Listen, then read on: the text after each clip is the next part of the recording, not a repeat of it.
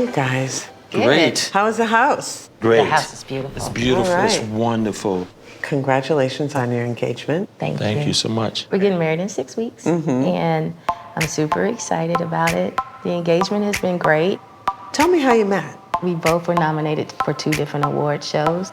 And were you competing against each other? No, we're in 2 different lanes. Yeah. What were you nominated for? I was nominated for Best Female Recording Artist. I'm a personal chef and nutritionist. I was nominated for Best Author and Health and Wellness Coach. And we was at a meet and greet, so I shook her hand and I felt the energy. And I was like, oh, this is fresh. What happened? What was that courtship period like? I was touring a lot overseas, and I ended up falling. Oh, no. So I had to do physical therapy, going to the different specialists, going to the doctor. When I say Terrance was at every step of the way, he didn't miss a beat. Well, she was immobile. Yeah. She couldn't walk. She couldn't get up. Yeah. Christian, what are some of your concerns? Before you two get married, I don't want there to be so much arguing when Terrance goes and isolates himself. That shouldn't happen so much if you two are supposed to be together. I'd also really like to know how our 2 families can blend together. And Mom, what are any of your concerns? I want to make sure I get to know his family, and I want to make sure that once you get married, Terrance still respect the boys. Okay. Corey, what are any of your concerns? I want to make sure before you get married that we get to meet your family a little bit more, get to know them for real. And I also want to make sure you're happy. I was surprised that Corey said one of the things that he wanted to make sure of was that I was happy. It was like, well, where did that come from? Why would you think that I wasn't happy? All right. How do I feel about what my son said about my relationship with Terry? Terrance still catch a little attitude. And when he catches his attitude, he voices himself very loudly. And that's why sometimes he locks himself in the room. It's almost therapeutic for him so he can come back to it. In his defense, I'm that way. Sometimes I just want to lock myself away for about an hour or 2. Okay, you said an hour or 2. It's be about 3-4 days for him. He's a little bit more stubborn than I am. It is for him. Why do you isolate yourself so often? I know when to speak and I know when to walk away. I've been married before. I raised somebody else's kid. There were some problems when they became your age. So I'm so quiet now because I lived through the trauma and the drama of that. That hurt me. So when it comes down to you guys, I'll fall back. I gotta go someplace because if I say something, then it's gonna escalate. Do you feel like we would do that to you? I have trust issues. You may. I love y'all, but at the end of the day, I got to protect me. You may say something or you may say something that may trigger something to me in my past or what I went through, so I get quiet. I feel like I could tell signs that Terrance might have been going through something more than just isolation, because anybody that gets upset, they may take a little time, but 2-3 days, it's something else going on other than just, normal stress. It sounds like you're still holding on to a lot of pain. Facts. But I feel like there's nobody else that I can run to and say, hey, this is what's on the table right now. I had that with my dad before he passed. Do you think that would help with your trust issues now if you had someone you could go to? Yeah, I trust all y'all, but it's not 100%. I feel very disturbed by Terrance saying that he'll never be able to give 100%. Family is all about giving 100%. Terrance has to learn how to trust again. How do you feel about your relationship between me and the Corey at home? I feel like a guest or disturbance a lot of the time. Oh, that's an interesting one. Well, here's how I feel, really. Sometimes you have a standoffish attitude. Sometimes I do. And your mother, she's concerned because you're isolated in your room. So I'm trying to fix it, but you don't open up. So I don't want to pry, bam, bam, bam, yo, we need to talk. So I don't know what's bothering you. I'm very sorry that I've made you feel that way, but I have a different perspective. The reason I say I feel like a disturbance or a guest is because I do. But when I feel like you're off to yourself, I don't want to disturb you with my problems. And I feel like I'm a disturbance when I see that you're, of course.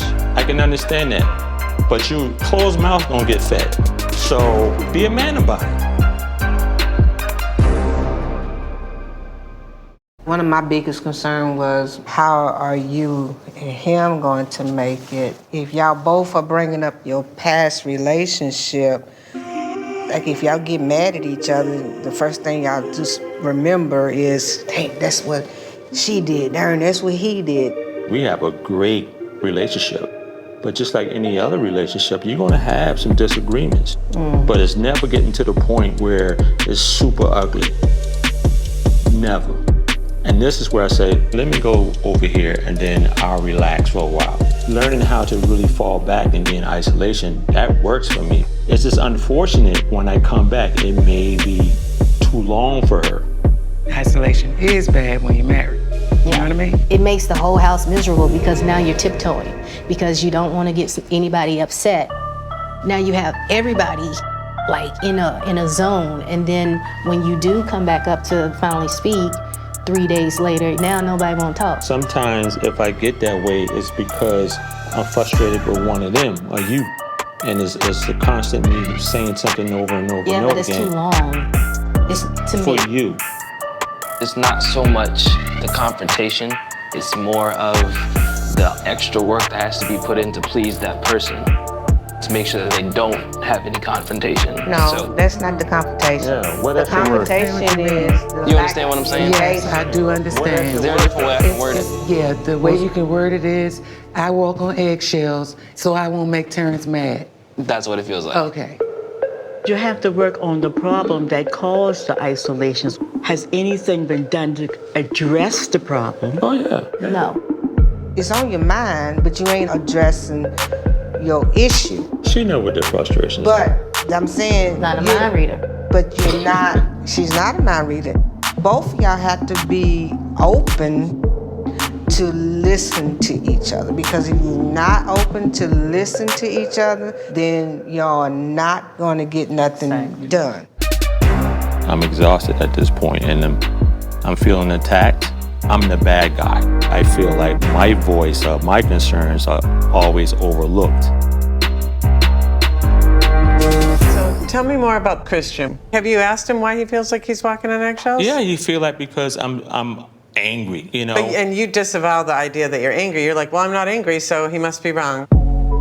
No, but I try to tell him. Even she says, can you talk to Chris about certain things? And I would talk to Chris, and sometimes he don't want to talk. He isolates himself in the room. He'd be in there for days. I said, that can't happen when I'm here. That can't happen on my watch. What do you mean? You're modeling isolation for him. Right. I don't understand. I'm just telling you how I feel and what it is. Oleathia, do you feel like you walk on eggshells?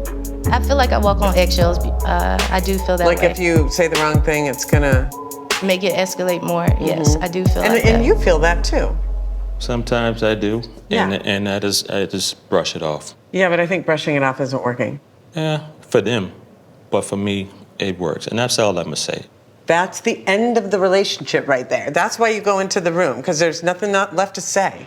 How do we get back into a place where you care what's happening for them? I do care. I'm already but here. Caring means, okay, if that's how you guys feel, let's work on it. It just seemed like all the fingers are pointing at me, you know, and every time I try to say something, it's like, okay, you're angry. I feel like that's the essence of something that's happening emotionally in you, is that you feel like you're to blame, and there's some narrative inside your mind that you're a bad person. Yeah, I can say that. I agree with you. I'm harboring a lot of pain from 20, 30 years ago that's suppressed. Oleathia, how do you feel when you see all that? I'm really realizing how broken my family is. I don't want to be in a relationship and feel like the boys can't speak to you, feel like you can't speak to the boys. Like, I found out today that my son thinks that we don't want him to be there after we get married. That hurts my heart to even think that he would think that, because I don't want my kids to feel like they're not wanted, and I don't want my kids to feel like they have to walk on eggshells in the house. All right. So I think I'd clear on what the task is. I think all 4 of you should sit down with Dr. Allie, a mental health expert, to bring forward feelings that maybe people haven't been able to say until now. I'm pissed. I'm feeling attacked. I'm feeling annoyed, frustrated, and I can feel the tension in my shoulders. And I just wanted to go somewhere and sit quietly because I said, this is not going to work. Hey. It was definitely an intense conversation. I feel free around her, but sometimes we'll still have a conflict, and that's when I go isolate because I don't want to destroy it. I automatically go into defense mode. When was the first time you felt like you had to be in defense mode? Probably when I was 13. What happened? In the neighborhoods, a lot of the illegal activities that I was around other people doing, like, oh, Terrance was there. No, I wasn't. But their stories were so convincing that it came to a head, so people were actually looking for me. It's like, you're 13 years old, and there's cop violence, a whole lot of triggers. I could see that since you were that 13-year-old kid who, because of people's gossip, were put in a position where you could have died. Exactly. Have you ever had a conversation with anyone about trauma and PTSD? No. One of the symptoms of post-traumatic stress disorder is hypervigilance, always being on the lookout for something to go wrong. A small conversation that reminds you of something else, your body says, I need to save my life. All the time. It's scary.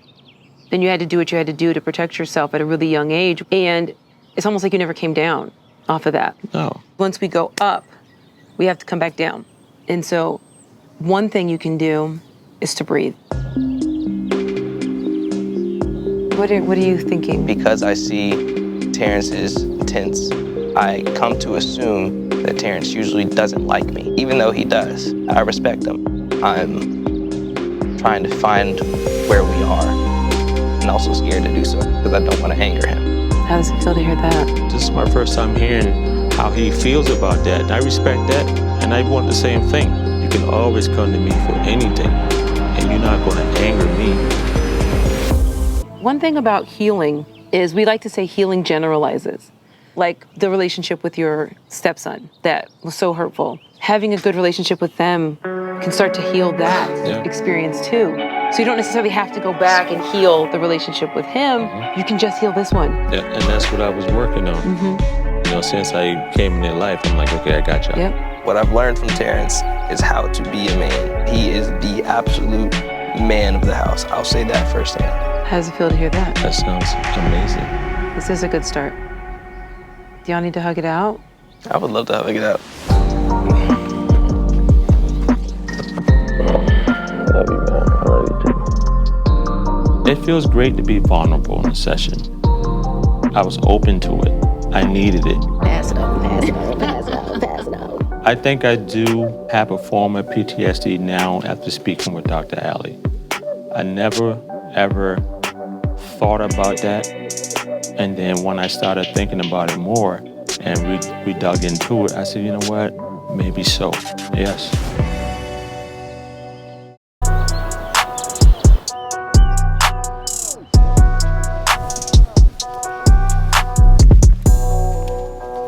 Hey, you guys. Thank you so much for coming. We know the last 3 days have been really challenging. We're here now to ask to see if you have your blessings. Corey, do we have your blessing? Initially, my concerns were making sure that y'all had a good goal for the future. I wanted to make sure that I met your side of the family.